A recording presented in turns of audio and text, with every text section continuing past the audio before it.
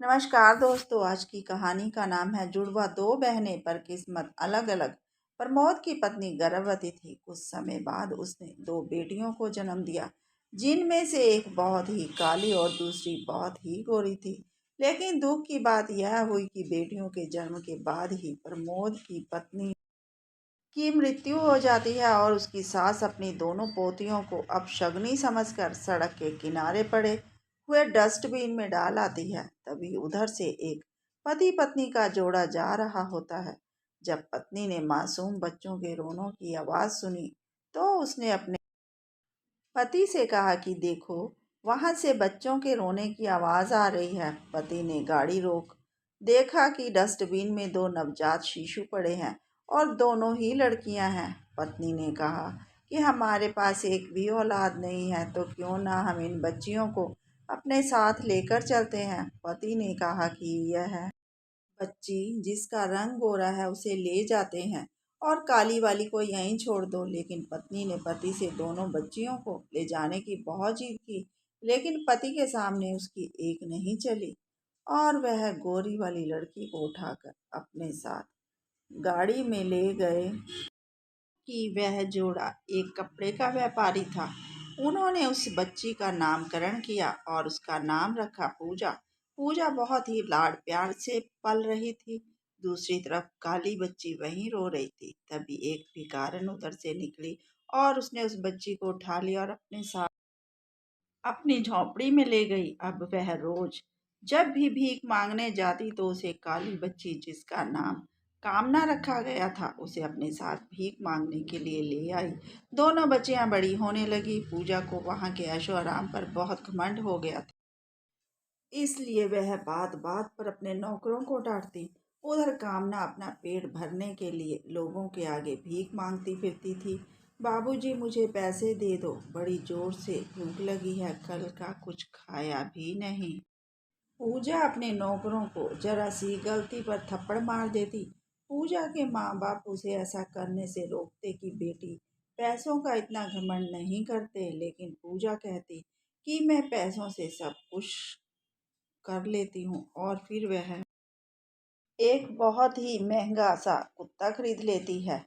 जब भी कोई नौकर गलती करता तो पूजा कुत्ते को उसके पीछे छोड़ देती और उन्हें भगाती। ऐसा करने पर उसे बहुत खुशी होती थी। उधर कामना की माँ भी कानून अब बहुत बीमार रहने लगी थी, जिसका अब वह भीख मांगने भी नहीं जाती थी। एक दिन कामना की माँ ने उसे कृष्ण जी की मूर्ति लाकर दी। अब कामना धीरे धीरे कृष्ण जी की भक्त बन गई।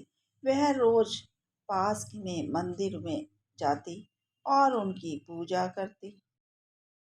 कामना को भीख में जो पैसे मिलते थे, उनसे पहले कृष्ण जी के लिए फूल खरीदती और बाकी बचे पैसों से कुछ ना कुछ खा लेती थी।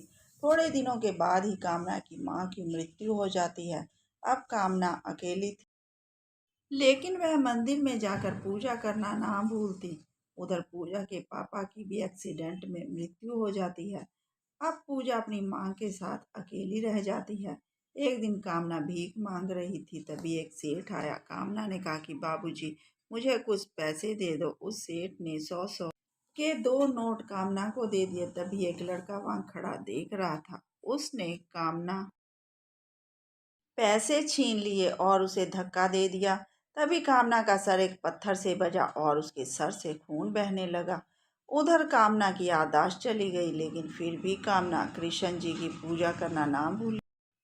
अब कामना मंदिर के पुजारी से कहने लगी कि मैं रोज कृष्ण जी की पूजा करती हूँ, इसलिए मुझे कृष्ण जी से मिलना है। पुजारी ने कहा कि कृष्ण जी ऐसे नहीं मिलते हैं, लेकिन कामना जिद करती। पापा की मृत्यु के बाद उसकी तबीयत, मम्मी की तबीयत भी खराब रहने लगी। एक दिन पूजा अपनी माँ को ले डॉक्टर के पास गई तो डॉक्टर ने कहा कि इन्हें बहुत भयंकर बीमारी लगी हुई है।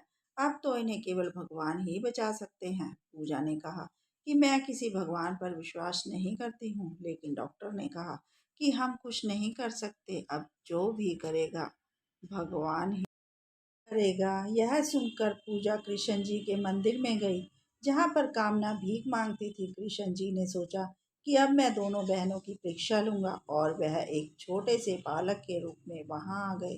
कामना ने उन्हें अपनी गोद में बिठाकर भीख मांगने लगी। तभी उधर से पूजा अपनी गाड़ी में आई। मंदिर में कृष्ण जी की पूजा कर जब वह बाहर निकली तो कामना ने कहा कि मैडम जी, मुझे कुछ पैसे दे दो, यह बच्चा भूखा है।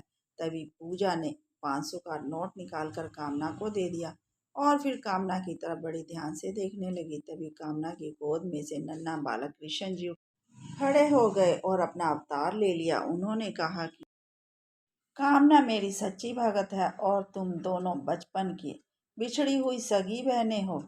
और उन्होंने कामना के सर पर अपना हाथ रख दिया, जिससे कामना की याददाश्त वापस आ गई और कृष्ण जी वहां से चले गए। पूजा अपनी बहन कामना को अपनी गाड़ी में बिठाकर अपने घर ले गई और अपनी माँ को सब कुछ बताया। माँ ने अपनी दोनों बेटियों को गले से लगाते हुए कहा कि उस दिन मैंने अपने पति से बहुत जिद की थी, लेकिन वह सिर्फ पूजा को ही साथ में लाए थे। आज मेरी दोनों बेटियां मेरे पास हैं।